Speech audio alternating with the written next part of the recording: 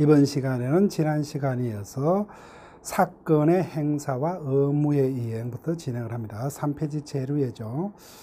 자, 앞에서 권리라 하면은 일정한 이익을 누리도록 법에서 주어진 힘을 권리다 했다, 그죠? 의의를 우리가 외울 필요 없어요. 수업 시간에 제가 시험 끝날 때까지 한 100번 이상은 이렇게 언급이 할 겁니다. 그러면 여러분은 자동적으로 그게 기억이 돼요. 그 문구 자체를 굳이 외우려고 노력할 필요 없이. 그래서 민법은 사법이기 때문에 그 관련 사건에 해당한다, 그죠? 따라서 사건의 행사와 의무의 이행입니다.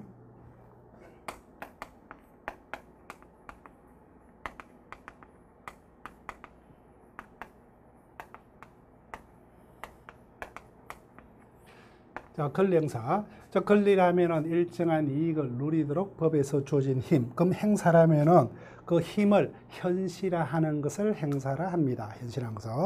그래서 일반적으로 내가 권리자라면은 권리행사는 내 스스로 행사하는 게 원칙이겠죠. 근데 문제는 내가 시간이 없어요. 그럼 어떻게 되면 됩니까? 타인을 시켜서 대신 행사할 수 있죠. 여기 타인을 하여금 나를 대리케 하든지 대신케 할 수 있다, 그죠?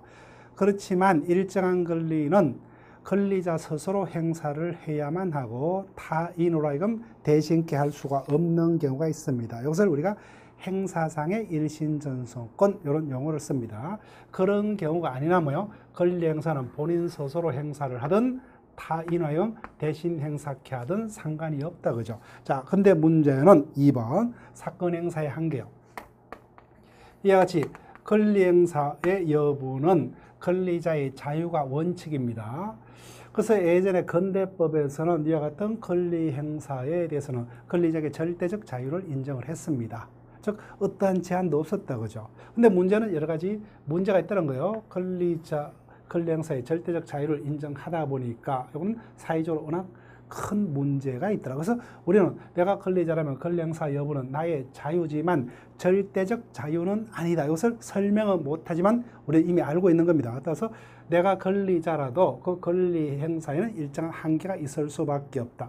예를 들게 되면은 내가 어느 지역에 토지가 있습니다. 토지가 있어요. 그렇지만 내가 토지에 대한 소유권자라도 그 토지 위에다가 어떠한 건축물을 마음대로 지을 수 있다. 또는 뭐요? 그 토지를 내 멋대로 형질을 변경할 수 있다. 아니라는 것을 알고 있다, 그죠? 이와 같이 권리에는 권리 행사에 일정한 한계가 있습니다. 즉 일정한 뭐야? 사회적 한계가 있다, 그죠? 사회적 공공성애한 제약. 즉 이제는 아무리 내가 권리자일지라도 나는 사회에서 이론에 불과하죠. 그래서 사회가 요구하는 그 한도 내에서만, 그 한계 범위 내에서만 권리를 행사할 어떤 의무적인 성격을 가진다, 권리자고죠. 그래서 이와 같은 한계가 있다. 이런 식으로 여러분들이 느끼시면 돼요. 자, 볼게요. 권리 행사는 원칙 자유가 원칙입니다. 그렇지만 이건 절대적 자유가 아니라 상대적 자유다, 그죠? 즉 사회 공공성애한 어떤 한계 내에서만, 즉 근대민법에서 권리 행사의 방임적 자유는 여러 가지 어떤 폐해를 가져올 수밖에 없고, 그래서 현대민법은 그 기본 원리가 공공복리 다 같이 잘 살자는 겁니다. 따라서 내가 권리자라는 것은 뭐예요?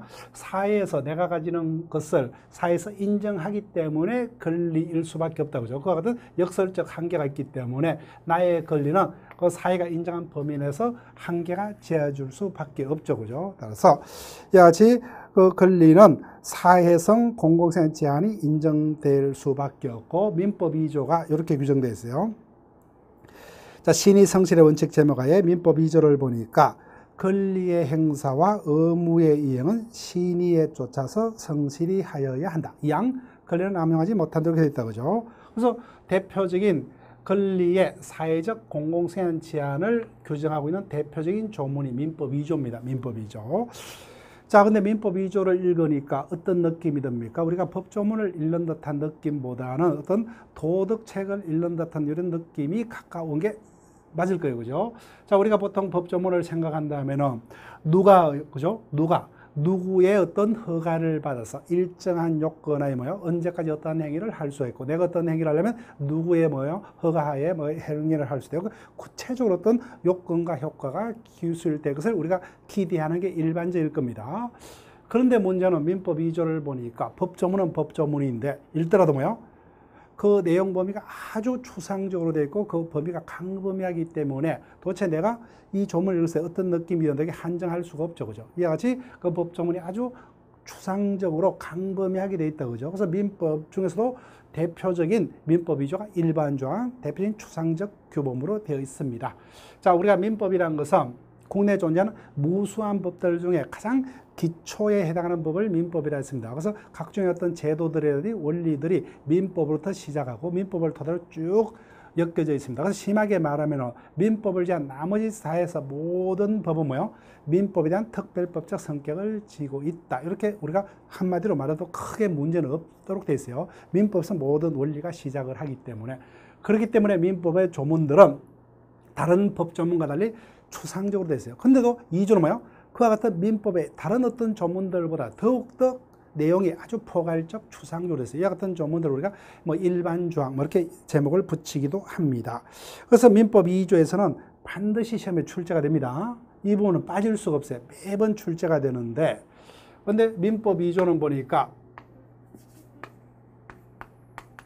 내용이 아주 포괄적으로 되어 있죠. 그래서 읽더라도 그 느낌을 우리가 한정적으로 캐치해낼 수가 없습니다. 자, 그래서 민법 신의척 권리남용 금지 원칙에서 일반 어떤 기본서를 보게 되면 그 페이지가 심하게 말하면 뭐요? 50페이지를 넘어요. 50페이지. 엄청난 양이. 법조문은 뭐요? 달랑 두 문장으로 되어 있다. 그죠? 예. 두 줄로 되어 있는데 그 내용, 2조에 관한 어떤 교재 내용은 한 50페이지 가까이로 기본서가 꾸며집니다. 근데 우리 기본서도 한 10페이지 정도 내로 될 거예요. 즉, 달랑 두 줄을 가지고 뭐요? 10페이지의 어떤 내용을 만들어내는 아주 포괄적인 조문으로 되어 있어요. 그래서 2조는 반드시 출제가 되고 읽을 때, 그죠? 다시 한번 읽으면은, 자, 권리 행사와 엄행은 시내에 쫓아 성실해야 된다. 이것을 달리 제가 한번 읽어보면 뭐요? 원칙적으로 권리 행사는 자유지만 아무리 뭐요? 내가 권리자라 할지라도 절대적 자유가 아니라 권리자가 있으면 원칙적으로 누가 옆에 있어요? 의무자가 있죠. 즉, 내가 권리자라도 그 권리 행사를 의무자가 나에게 기대하는 뭐요? 믿음에 쫓아서 성실히 권리를 행사를 해야 되고, 반대로 내가 의무자라면 뭐요? 권리자가 나에게 기대하는 믿음에 쫓아서 성실히 의무를 이행을 해라. 이게 민법 2조입니다.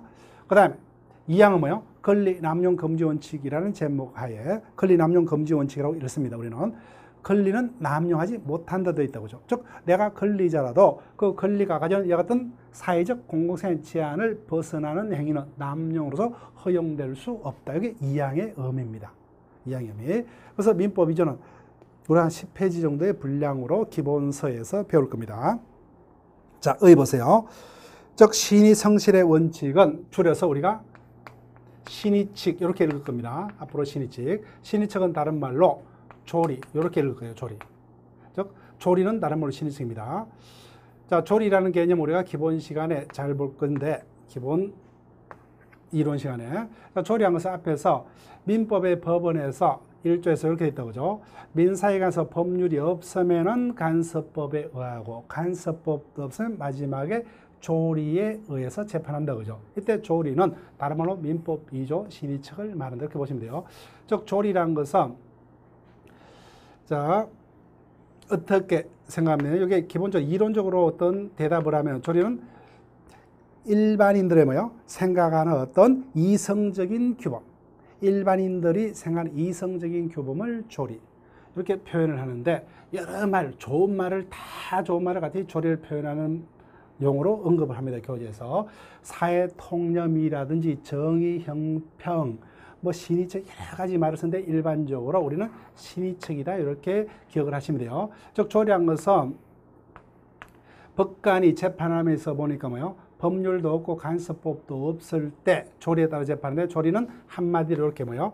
일반 국민들의 건전한 법적 상식, 이게 조리다 이렇게 보시고, 표현은 우리가 기본서에서 배웠지만 사회 통념이라든지 정의, 형평, 뭐 신의적, 이성에서 생각되는 규범 등 사회 질서 등 좋은 용어는 다 갖다 붙입니다. 근데 기억은 조리는 신의칙이 조리구나 이렇게 기억을 해달라는 겁니다. 그래서 신의 성실의 원칙이 뭐요? 한마디로 말하면 일반 국민들이 어떤 느끼는 어떤 법적 상식 이런 것들을 신의적 뭐 조리다 하더라 이렇게. 즉, 의를 보세요. 즉, 내가 권리자, 의무자, 그죠? 그리고 나는 사회생활의 일원이죠. 따라서 법률 관계에 임하는 당사자는 사회 공동체 일원으로서 내만의 이익 추구가 아니라 뭐요? 상대방이 나에게 기대하는 어떤 정당한 이익 범위에서 상대방의 이익도 고려하면서 그 한계 내에서 나의 권리를 추구하고 뭐요? 의무를 이행해라. 이런 원칙입니다. 즉 같이 읽어볼게요. 즉 신의성실의 원칙은 법률관계 당사자는 사회 공동생활의 일원으로서 상대방의 신뢰를 헛되이 하지 않도록 최선을 다해서 행위해야 되는 원칙으로서 내만의 이익 추구가 아니라 뭐요? 항상 상대방의 이익도 고려하면서 권리를 행사하고 뭐요? 의무를 이행하라. 이것을 고려의 명제 뭐 이렇게 표현을 하기도 합니다. 그 사건의 사회성 공공성을 표현하고 있는 대표적인 민법의 조문에 해당합니다. 자, 그럼 본격적으로 우리가 이 부분을 언급하기 전에 이게 어떤 의미냐 한번 볼게요.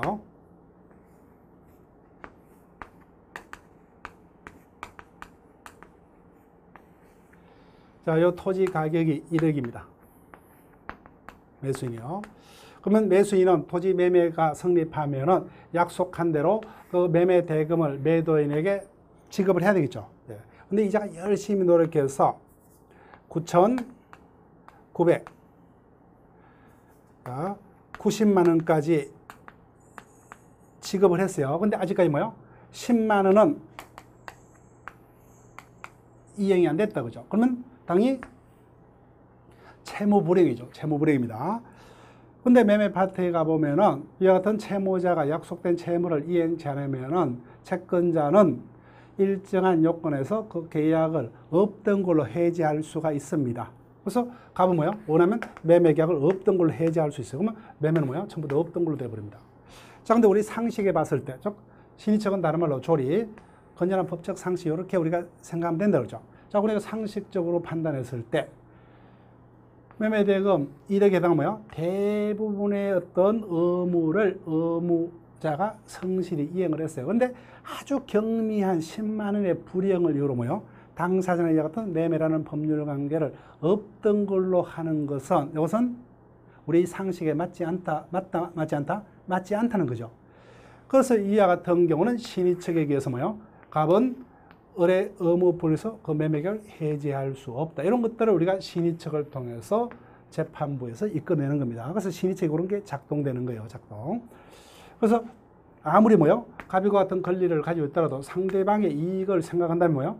상대방이 이자가 아예 9천만 원을 못 갚다면 우리가 생각할 필요 없이 당연히 해지할 수 있겠죠. 근데 상대방이 열심히 노력했는데 아주 경미한 부분의 의무 불이행을 이유로 이와 같은 당사의 매매를 없던 거로 항상 우리 상식에 맞지 않다. 그죠? 그런 경우는 이와 같은 것이 구비되더라도 해지할 수 없다. 이런 것들이 신의책을 적용해서 이끌어내는 결론에 해당할 겁니다. 그래서 우리가 신의책 파트에서는 출제가 된다면 이론적인 어떤 문제가 출제가 되기도 하고 어떤요? 개별 판례가 출제가 되기도 합니다. 자, 우리 시험에서 개별 판례로 지문이 구성될 수 있는 것은 민법 2조와 우리가 배우면은 103조 파트가 유력합니다. 나머지는 판례가 지문화가 대부분이 되지만 어떤 일반적인 판례 결론이 지문화가 되는 거지 사회에서 개별 사건 가지고 하나하나 지문을 구성할 수 있는 것은 많지 않아요. 그래서 민법 2조는 어떤 개별 사건에 관한 어떤 판례들이 지문화로 구성될 수가 있습니다. 그런데 어렵게 생각할 필요 없죠. 즉 신의책이랑은 다른 말로 조리, 다른 말로 뭐요? 법적 상식이라고 그러죠. 그래서 그 개별 판례들이 내가 건전한 법적 상식을 가지고 있다면은 그 판례 결론이 뭐요? 내 생각과 동일하겠죠. 그죠? 그러면은 그대로 그냥 쭉 한번 눈으로만 확인하면 그 부분이 시험에 출제돼도 충분히 기억할 수 있다고 그죠. 다만 문제는 어떤 개별 판례 언급된 지문들이 법적인 용어로 기술되어 있기 때문에 그 법적인 용어들이 내가 익숙지 못하기 때문에 그 판례가 어떤 내용을 담고 있는 판례이냐 이게 모를 수가 있죠. 그래서 수업 시간에 저하고 같이 볼 겁니다. 그래서 그 법적인 용어가 해결됐을 때 결론이 내 상식하고 맞다면 쉽게 그대로 받아들이면 된다 그죠. 근데 문제는 그 판례 결론이 꼭 나의 상식과 맞는다고 보장을 할 수가 없는 경우도 있다 그죠. 그런 경우는 그 판례를 내가 법관이 아니기 때문에 당연히 외워야 되겠죠. 그래서 그런 식으로 여러분들이 공부를 하시면 돼요. 따라서 교재 기본서에 보면 무수한 어떤 개별 판례들이 쭉 나열되어 있을 거예요. 근데 그 개별 판례를 기계적으로 단순히 외우기보다는 어떤 생각하에 뭐요? 당연히 내 생각하고 맞는 것은 쉽게 그러니까 기억을 하시고 내 생각하고 맞지 않는 부분만 여러분들이 정확하게 기억을 부탁드리는 겁니다. 그래서 2조에 무수한 판례들이 언급되겠지만 내 상식과 맞는 것은 그대로 그냥 여러분들이 눈으로만 확인하시고 나의 법적 상식과 어긋나는 것은 여러분들이 신경을 쓰고 기억을 하려고 노력을 해야 되겠죠. 자, 그럼 본격적으로 진행을 합니다. 자, 효과 보세요. 효과. 그래서 내가 권리자라도 그 권리 행사는 절대적 자유가 아니라 나의 이익만의 추구가 아니라 상대방의 정당한 믿음에 따라서 성실하게 권리를 행사를 해야 된다고 그죠. 그럼 반대로 내가 이와 같이 권리를 행사를 한다고 했는데 뭐지? 민법 신의척의 한계를 벗어나는 행사가 됐다. 그러면 이거는 정당한 권리 행사가 될 수가 없죠. 그때는 권리가 가지는 사회성, 공공성의 한계를 벗어나 버렸어요. 그러면 어떻게 설명했습니까?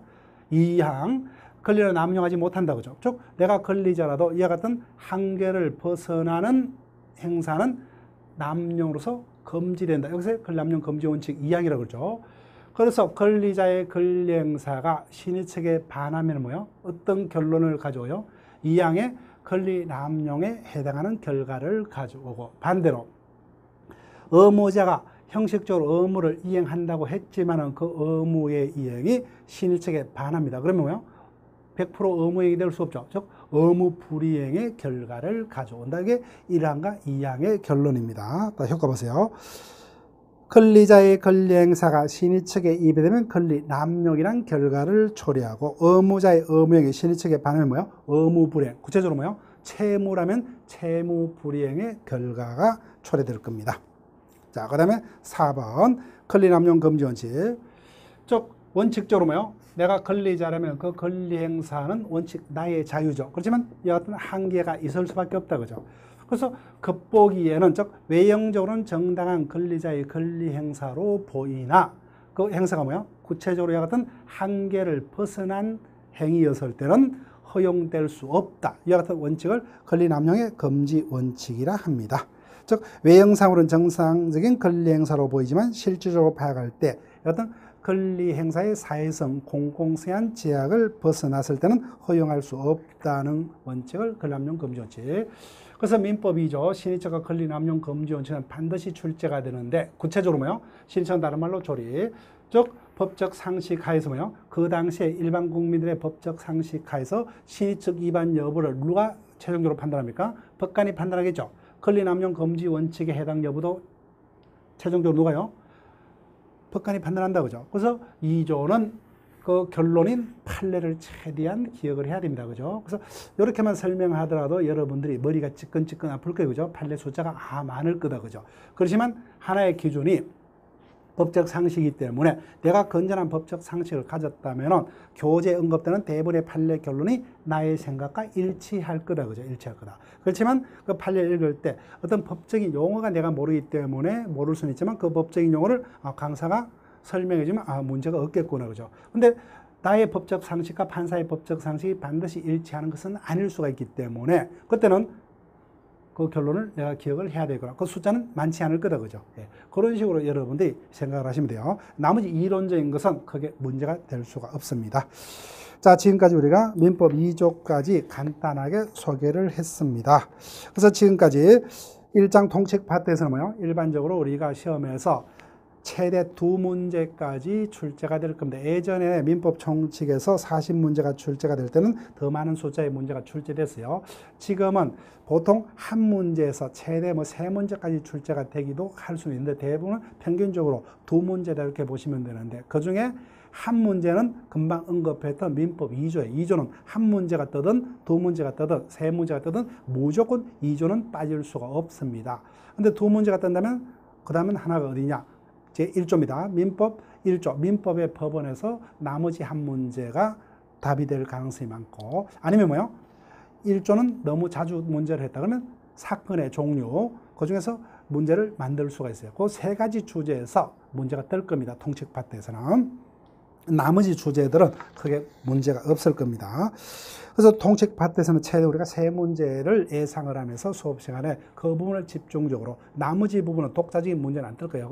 다만 그 나머지 세 문제하고 엎쳐서 중간에 지문화될 수 있는 그런 것을 염두에 두고 우리가 그 부분을 우리가 쭉 녹여서 설명을 드릴 거예요. 수업 시간에 항상 제가 그렇게 강조를 하기 때문에 여러분들도 평소에 공부를 하실 때는 뭐요? 제가 강조하는 파트 위주로 집중적으로 나머지는 조금 줄여서 좀 노력을 뭐요? 약간은 이렇게 들어서 이렇게 여러분들이 강약을 조져서 공부를 대비를 하시면 될 거예요. 자, 그럼 4페이지 두 번째 주제 제2장 자연인으로 갑니다. 자, 자연인 파트부터 이제 본격적으로 문항수가 늘어나요. 자연인 파트에서는 최소 2문제, 최대 4문제까지가 출제가 되고 제가 출제자라면 평균적으로 한 3문제 정도를 출제를 할 수 있는 여하튼 주요한 주제입니다. 자, 먼저 자연인을 본격적으로 배우기 전에 권리주체라는 이런 개념을 피상적으로 설명을 할게요. 권리주체. 자, 앞에서 권리라 하면은 일정한 이익을 누리도록 법에 의해서 주어진 힘을 권리라 했습니다. 그럼 쉽게 말하면 뭐예요? 이와 같은 권리를 가질 수 있는 자는 누구냐, 그죠? 권리의 주인이 누구냐? 그것을 법적으로 풀으면 뭐예요? 권리를 가질 수 있는 자는 당연히 의무도 가질 수 있겠죠. 여하튼 권리 의무의 기속 주체를 말합니다. 자, 그런데 여하튼 권리 의무의 기속 주체가 될 수 있는 자는 여자밖에 없습니다. 여자. 사람입니다. 그죠? 그런데 법에는 사람이 2명이 있습니다. 그게 우리와 같은 살아 숨쉬는 육체적인 사람을 자연인 플러스 법에서 인정되는 사람, 간염적인 존재인 법인 이렇게 2명이 있습니다. 그래서 권리 주체는 자연인과 법인 이렇게 2명이 있어요. 이거 도합해서 권리 주체에서 우리가 한 5문제는 출제가 될 겁니다. 그래서 이론적인 중요성을 따지면 자연에서 3문제, 법에서 2문제 이렇게 출제가 되는 게 맞겠죠. 근데 반대로 법인 3문제, 자연에서 2문제 이렇게 출제가 될 수도 있어요. 하여튼 권리 주체에서는 하여튼 우리가 5문제를 기본적으로 생각합니다. 최대 뭐 6문제가 출제될 수도 있을 거예요. 근데 평균적으로 5문제가 출제가 될 겁니다. 그래서 이 부분은 중요하다, 그죠? 예. 자, 권리 주체 보세요. 3조와 34조에서 규정되어 있죠. 3조는 누구를 말합니까? 권리 주체 중에서 우리를 말한 거예요. 자연인. 자, 사람은 생존한 동안 권리 의무의 주체가 된다. 이때 사람은 자연인만을 언급하는 겁니다. 그 다음에 34조.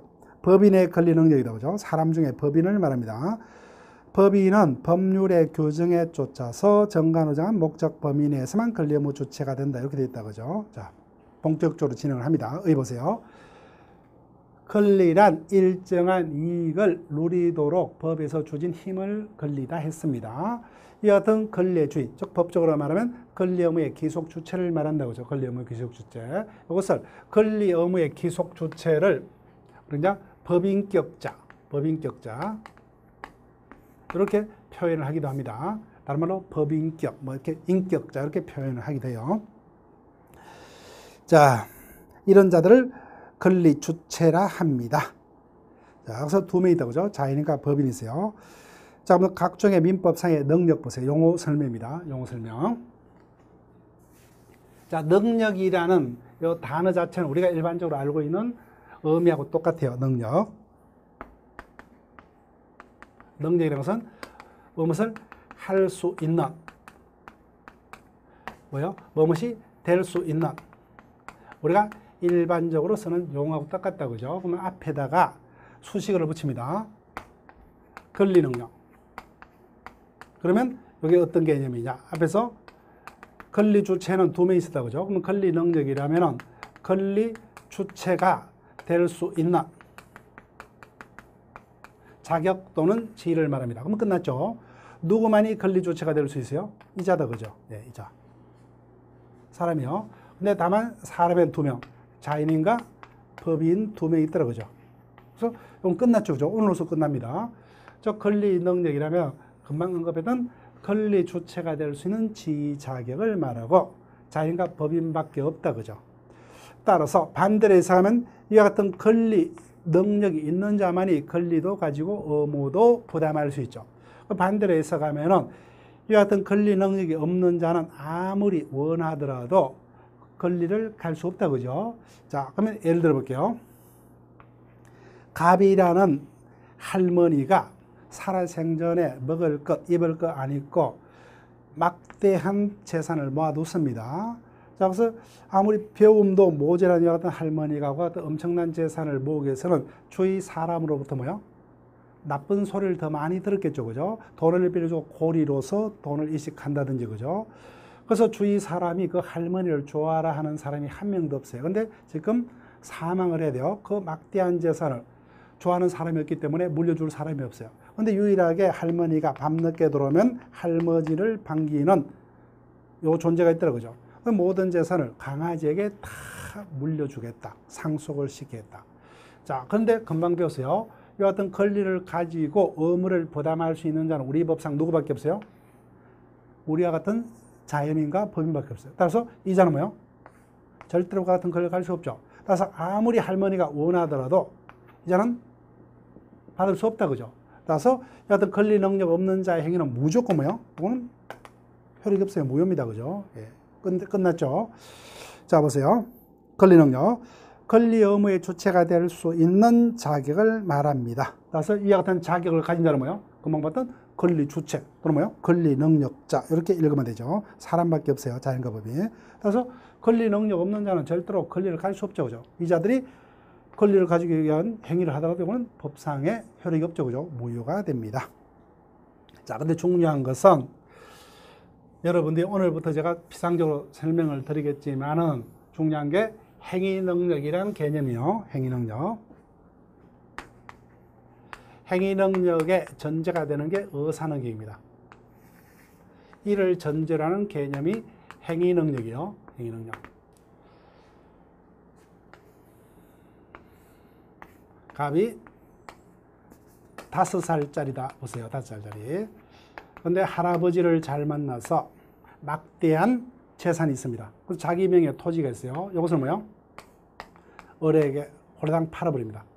당연히 갑은 살아있는 자이기 때문에 이와 같은 권리 의무를 가질 수 있죠. 그런데 가졌더라도 뭐요? 그것을 자기가 팔고자 합니다. 이 자는 뭐요? 예를 들면 한 40살입니다. 자, 결론. 각거리 자유 경쟁하에 이와 같은 매매 계약을 체결합니다. 우리 상조를 봤을 때 5살짜리 꼬마애가 아무리 똑똑하더라도 지금 우리가 봤을 때 자기가 무슨 짓을 하고 있는지 알아요, 몰라요? 모르죠, 그죠? 그러면 우리는 결론. 법적인 설명 못하지만 갑을 간의 매매는 유효다, 무효다? 무효다는 겁니다. 무효. 왜? 갑에게는 이 능력이 없기 때문에. 따라서 사람만 있으면 뭐요? 자기는 누구든지 권리를 가질 수 있죠. 따라서 1살짜리도 할아버지 잘 만나면 자기 명예에 막대한 재산이 있을 수 있다, 그죠? 즉 누구든지 살아있는 자인은 이와 같은 권리를 가질 수 있지만 그 권리를 가진다 해서 뭐요? 그 자기 멋대로 가지고 있는 권리를 이렇게 뭐요? 매매 등으로 처분하는 행위는 단독으로 할 수 있냐 여부는 별개 문제죠. 따라 상식적으로 이자가 자기 명예에 재산이 있더라도 이 재산을 사고 파면서 누가요? 부모가 대신 해줘야 되겠다, 그죠? 왜? 이 능력이 없기 때문에. 즉 갑이라는 자는 뭐요? 5살짜리 꼬마에는 자기 명예의 재산이 있지만 또 매매 등을 하기 위해서는 뭐요? 자기가 그와 같은 행위를 할 때는 그 행위가 나에게 어떤 결과를 가져다 줄 것이냐. 여기서 뭐요? 이해하고 의사를 결정할 수 있는 최소한의 판단 능력이 있어야 되는데 이 자는 뭐요? 전혀 그 판단 능력이 없다, 그죠?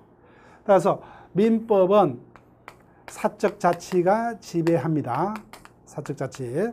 그러니까 사법은 사적 자치가 지배한다 그랬죠. 즉 자기들이 원하면 상대방과 일정한 권리 의무를 획득해서 서로서로 뭐요? 계약을 통해서 어떤 권리 의무를 약속을 하겠죠. 즉 사적인 생활은 자기들 뭐요? 스스로 다스리 나가는 게 원칙이에요. 국가 간섭 안 받고. 그런데 이 자는 뭐요? 그 같은 판단 능력이 전혀 없기 때문에, 즉 이 능력이 없기 때문에 이 같은 행위를 구체적으로 못합니다. 이 능력을 의사 능력 그래요. 그래서 법적으로 순화하면은 자신이 일정한 행위를 하면서 그 행위의 결과를 뭐요? 이해라고 그에 따라서 어떤 의사를 결정할 수 있는 최소한의 정신 능력을 의사 능력. 이게 기초가 된다, 그죠? 이게 되려면 사적 자치가 당연히 사적 자치가 인정될 수밖에 없죠. 따라서 의사 능력은 사적 자치에 필요한 최소한의 전제되는 능력일 겁니다. 그래서 상조로 뭐요? 아무리 자기가 자기 명예에 어떤 재산이 있더라도 이와 같은 능력이 없는 자는 이와 같은 행위를 스스로 못한다, 그죠? 그래서 의사 능력이 없는 자에게는 무효가 됩니다. 이게 의사 능력이에요, 의사 능력. 자, 그런데 이와 같은 의사 능력은 법조문에는 없습니다. 그렇지만 해석상 당연히 인정되는 최소한의 어떤 판단 능력인데 문제는 어떤 의사 능력이 있다 없다를 어떻게 판단할 것이냐는 겁니다. 판단할 것이냐. 자, 요거는 보세요. 5살짜리 꼬마애를 들었는데 지금은 40살 사람을 들 겁니다. 이자가 유수한 회사의 회사원이요. 그러면 아주 똑똑한 판단 능력을 가지고 있는 자다, 그죠? 근데 문제는 이자가 어느 날 회식 자리에서 상사의 꾸짖음을 듣고, 원래 술 한 잔도 못하는 게 소주 한 잔도 못하는 자인데 꾸짖음을 듣고 기분이 나빠서 소주를 지금 뭐요? 반병이나 마셨습니다. 그러면 실질적으로 뭐요? 이자는 아예 필름이 끊겼다, 그죠? 만취 상태입니다. 그래서 길을 걸어가다가 갑이 을이 경영하고 있는 자동차 대리점에 가서 뭐요? 얼굴은 멀쩡해요. 자동차를 매수하는 계약을 하고 왔어요. 결론. 갑이 요 매매 당시에 자기가 어떠한 행위를 하고 있는지 지금 알고서 그와 같은 행위를 했습니까? 필름이 끊긴 상태에서 했어요? 후자죠, 그죠? 전혀 판단 능력이 없는 상태에서요. 이 판단 능력이 의사능력이 되죠. 그래서 의사능력이 없는 자에게는 무효라고 그러죠. 그래서 결론. 갑을 간에 매매는 무효입니다. 무효예요. 자, 그러면 의사능력이 있고 그걸 어떻게 판단했죠? 요 매매 등을 할 때 구체적으로 뭐요? 이자가 정신이 온전했느냐, 만취였느냐, 그죠? 따라서 행위시마다 판단한답니다. 행위시마다. 행위시마다 법률 행위를 할 때마다 뭐요? 그때마다 개별적으로 요 능력의 유무를 판단해요. 따라서 일상적으로는 갑은 모든 것을 자기가 판단할 수 있는 능력자죠. 그렇지만 이자도 뭐요? 구체적으로 술자리에서 술을 먹고 만취 상태에서는 그 같은 재산 행위를 할 수 있는 능력이 없다, 그죠? 그래서 이 같은 능력의 여부는 그때그때마다 판단합니다. 근데 여기서 을이 그 같은 사실을 알았다면 각각의 그 자동차 매매 계약을 체결했겠어요? 못했겠어요? 못했겠죠. 근데 결론은 민법 뭐요? 실체법으로서 이와 같은 사실이 인정된다면 그 가정하에 결론을 낸다, 그죠? 그래서 이렇게 만취 상태의 어떤 상태에서 행위라면 그 매매는 무효이다, 그죠? 이게 민법의 결론이에요. 결론. 즉 민법은 실체법이기 때문에 결론을 다루는 법이라고 했습니다. 근데 문제는 어른과 같은 사실을 몰랐죠. 그래서 을이 약속한 날짜에 자동차를 을에게 인도하여서 갔더니까 뭐요? 갑은 기억도 못하죠. 이게 웬 거냐니까 뭐요? 계약서를 내밀면서 당신이 모시에 계약을 체결했기 때문에 나는 약속대로 가져왔다. 이렇게 하겠죠. 그럼 갑은 뭐요? 그때서 아뜨거라겠죠. 기억을 하다 보니까 구체적으로 매매 계약을 체결한지는 모르지만 그때 술이 떡이 된 상태에서 먹었다. 이건 기억난다, 그죠? 자, 내가 그와 같은 사실이 있다고 그 당시에는 나는 만취 상태였기 때문에 당신과의 그 매매 계약 무효이다. 이렇게 주장하겠죠. 근데 쉽게 물러나려 하지 않는다, 그죠? 그러면 다툼이 있기 때문에 어떻게 해요? 재판으로 가야 되죠. 이게 절차법이다, 그죠? 그래서 민법의 결론이에요. 그래서 그 만취 상태가 인정되면 무효입니다. 그래서 그 모든 사실을 누가 다 입증을 해야 돼요? 주장하는 갑이 입증해야 돼요. 그래서 갑이 만취 상태에서 을과 매매 계약을 체결했다. 이것을 갑이 입증을 했다면 어떻게 해요? 매매 계약은 무효가 됩니다. 입증 못하면 유효겠죠. 그러면 입증이 됐어요. 무효가 됩니다. 그러면 상대방은 이자를 능력자로 믿었는데 사후적으로 무효가 되기 때문에 엄청난 손해를 끼친다, 그죠? 그래서 여러모로 불편합니다. 따라서 의사능력의 요모는 반드시 필요한 개념이지만 그때그때마다 판단하니까 이게 여러모로 불편하더란 겁니다. 그래서 편리한 개념을 만들자. 그래서 만든 개념이 행위능력 개념이요. 행위능력 개념. 그래서 의사능력의 유무를 그때그때마다 판단하니까 불편하더란 겁니다. 그래서 뭐요? 어떻게 해요? 행위능력이란 것은 의사능력의 유무를 그때그때마다 판단하지 말고 뭐요? 미리 저 기준을 정해주자는 겁니다. 미리 기준. 일정 기준을 정하여. 일정 기준에 의해서 기준은 두 가지입니다. 나이와 재판이요. 일정 기준에서 객관적으로 획일한 제도입니다. 획일적으로 정해버려요. 미리. 이와 같은 능력을 행위 능력 그런다. 그럼 일단은 느낌이 왔다, 그죠? 나이는 몇 살이 기준입니까? 19세다, 그죠? 예. 따라서 행위 당시에, 매매 등의 당시에 행위자가 뭐요? 19세 이상이라면 형식적으로 뭐요? 단독으로 할 수 있는 능력자다. 반대로 뭐요? 그 당시에 19세가 안 됐다, 그죠? 그러면 미성년자다. 그자가 판단 능력이냐 따질 필요 없이 뭐요? 나이가 형식적으로 행위 당시에 미성년자는 이로 뭐요? 취소할 수 있게끔 합니다. 그 다음에 두 번째, 또 누가 문제돼요? 왜 무효되죠? 판단 능력이 없었죠. 대표적으로 판단 능력이 없는 자가 우리가 상식적으로 생각했을 때 누굽니까? 치매에 걸린 노인, 정신병자 등이다, 그죠? 따라서 이와 같은 자들이 뭐요?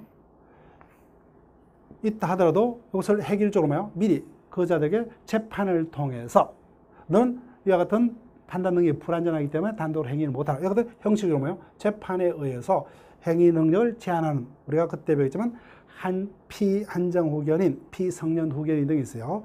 그래서 아무리 치매 등으로 정신적 결함이 있더라도 이를 요러면 재판을 있다면 그 사람은 뭐요? 행위 능력이 없자, 그죠? 제한 능력자로서 단독으로 매매당 재산 행위를 못해요. 아무리 이 같은 정신적 결함이 있더라도 행위 당시에 뭐요? 이로써 재판이 없다면 일단은 뭐요? 능력자입니다. 그래서 이와 같이 그때마다 개별적으로 정신 능력의 유무를 따지지 않고 뭐요? 객관적으로 나이와 재판에서 객관적으로 미리 해결한 제도, 이것을 행위 능력이라고 합니다. 행위 능력. 따라서 매매 등의 당시에 뭐요? 이자가 나이가 19세가 넘었고, 그 다음에 뭐요? 이와 같은 재판이 없었다면 일단은 능력자. 그 다음에 행위 당시에 뭐요? 나이가 19세가 못 됐다든지 또는 재판이 있었다면 뭐요? 단독으로 행위할 수 없는 제한 능력자다. 이렇게 봅니다. 그래서 이와 같은 행위 당시에 그자가 제한 능력자 중에 한 명이라면 원하면 자신의 행위를 뭐요? 사후에 제한 능력자의 행위란 이유로 없던 걸로 뭐요? 취소할 수 있는 어떤 것과 같은 권리를 제한 능력자 측에다가 부여합니다. 이게 행위 능력의 문제입니다. 그래서 행위 능력 파트에서는 무조건 시험 문제 뜹니다. 그래서 이렇게 여러분들이 그 기준, 이것을 일단 피부적으로 느끼시려고 그러고. 자, 보세요. 의사능력. 의사능력이라 내가 매매 등 법률 행위를 할 당시에 그 행위가 나에게 어떠한 결과를 가져다 줄 것이냐. 이것을 판단할 수 있는 최소한의 정신능력을 말합니다. 그래서 이와 같은 정신능력은 뭐요? 행위 심하다 뭐야? 따로따로 개별적으로 판단합니다. 개별적으로. 그래서 이와 같은 능력이 없는 자가 대표적인 게 유아라든지 이런 자들이죠. 백치, 만취자. 그런데 이런 자들의 행위는 무효가 됩니다. 인정이 되게 되면. 그 다음에 행위 능력이라는 것은 그래서 의사 능력이 필요한 능력이지만 이게 불편하더라고요. 행위 때마다 그때마다 따로따로 판단하니까. 그래서 객관적으로 미리 나이나 재판을 통해서 뭐야? 기준을 정해서 미리 객관적으로 그 의사 능력을 획일적으로 정해줄 필요가 있다고 그죠. 그래서 행위 능력이고 나이에 따라서 뭐요? 19세를 기준으로 성년자와 미성년자, 그 다음에 뭐요? 재판을 통해서 능력자와 제한 능력자인 피성년 후견인, 피한정 후견으로 나눠서 개별적으로 행위 당시에 뭐요? 의사 능력이 있느냐 안 따지고 단순히 행위 능력이 있나 없냐에 따라서 행위의 효력의 유무를 결정할 필요가 있더라고요. 그래서 행위 능력이란 단독으로 유하게 매매 등 법률을 할 수 있는 자격을 말하고 민법상 단순히 능력이라 했을 때는 요 행위 능력을 말합니다. 그래서 이와 같은 능력이 없는 자를 제한 능력자라고 그러고 민법상 3명이 있어요. 나이를 기준으로 뭐요? 미성년자, 그 다음에 재판을 통해서 판단되는 피성년 후견인, 피한정 후견인이 있습니다. 그런데 이런 자들을 제한 능력자라고, 이와 같은 제한 능력자들의 행위는 뭐요? 자기들이 원하면은 일정한 요건에서 없던 걸로 할 수 있는 취소할 수 있는 권리를 그자들에게 줍니다. 자, 그러면 이런 개념을 일단 보시고 그럼 본격적으로 자연인의 권리능력으로 갈게요. 3조. 권리능력의 존속기간의 제목하에 사람은 생존한 동안 권리 의무 조치가 된다 이렇게 있다고 그죠. 이때 사람은 누구 말을 말합니까?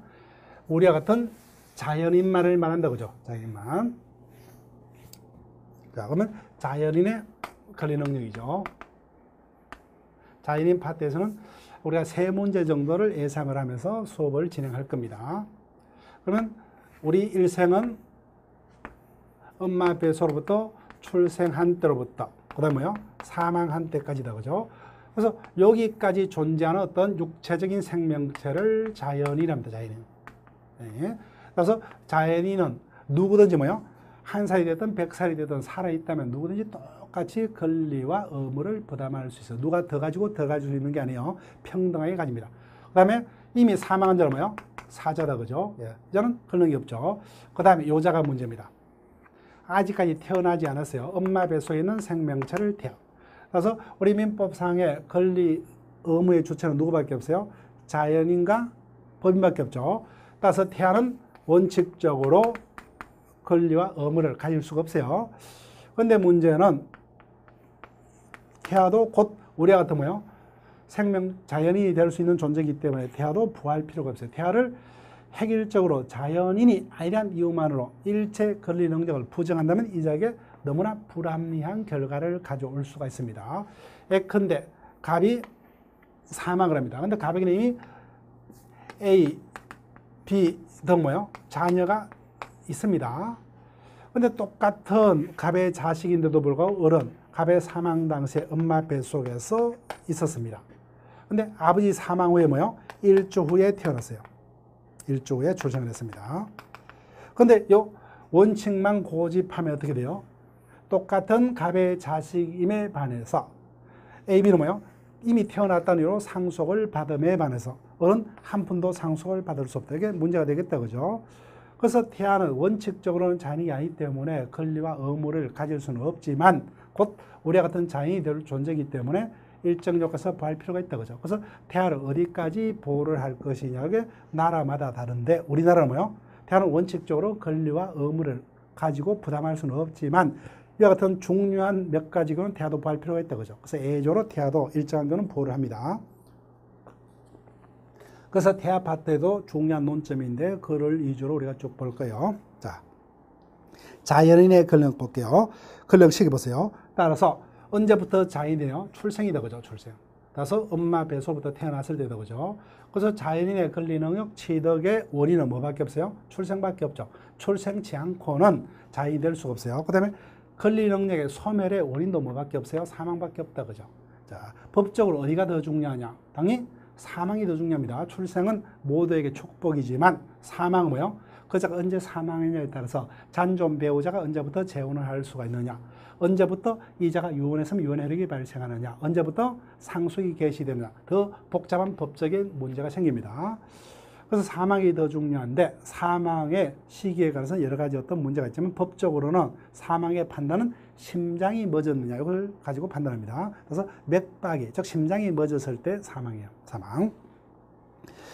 자, 그래서 권력 시기 자연의 출생으로만 권리 능력자가 돼요. 그래서 출생의 시기는 뭐 진통성들 여러 가지 어떤 논란이 있지만 민법상으로는 생각할 필요 없고 민법상으로 엄마 뱃속으로부터 전부 노출됐을 때 뭐 다툼의 여지가 없어요.